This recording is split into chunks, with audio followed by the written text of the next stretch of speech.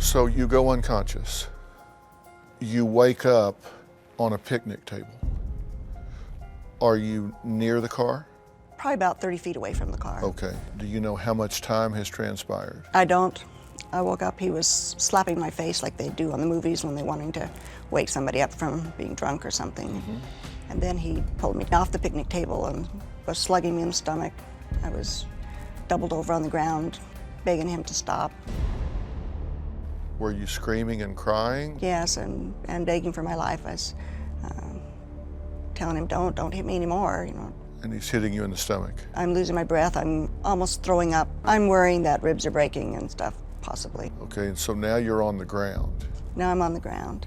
And he sat on me, on my stomach and chest, mashing me so that there's no air. And I said, get off, I can't breathe. And he said, you have to relax, and if you stop struggling, I'll let you breathe. And so I held still for a minute, and he did let me breathe a little bit, kind of scooted back on me so he wasn't smashing me so much. And then he put his hand over my nose and mouth and cut off my air. And I passed out again, and he sort of enjoyed just watching me die. He would do that over and over. At one point he asked me, how would I prefer to be strangled? How would I prefer to suffocate? Would you prefer it like this? And he put his hand over my nose and mouth again. Or is it better for you like this? And he put his hands on my throat again. I just thought I was gonna die. And how many times do you think he took you to unconsciousness and then brought you back? Probably at least 5, maybe 6. Really? And did you get the sense that he knew how far to go without killing you? Yeah, I think it was a game. And then what happened? The last time I was coming from unconsciousness to consciousness, lying on the picnic table, he was slapping my face again, trying to wake me up again. And he said, good girl, you don't want to die yet. Don't die on me yet, because you would miss the best part. And he grabbed me by my boot to the end of the picnic table, pulled my pants down and raped me.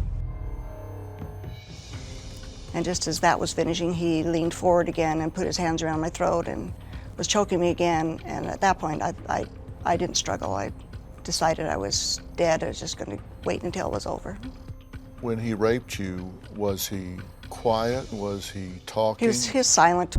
All I remember is his eyes were just black and evil. The next thing I knew, I was laying on the ground, and I was sort of surprised when I came to again. And it's pitch dark, and he was standing by the open door, fiddling with something in the back seat, like 30 feet away from me. And I didn't really plan anything like a great escape, but adrenaline was running, and I just jumped and ran.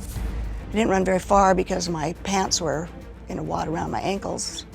I tripped after just 1 or 2 steps, but fortunately or luckily or intervention from above or something, I fell into a fast-moving mountain river that swept me away from my attacker and probably saved my life.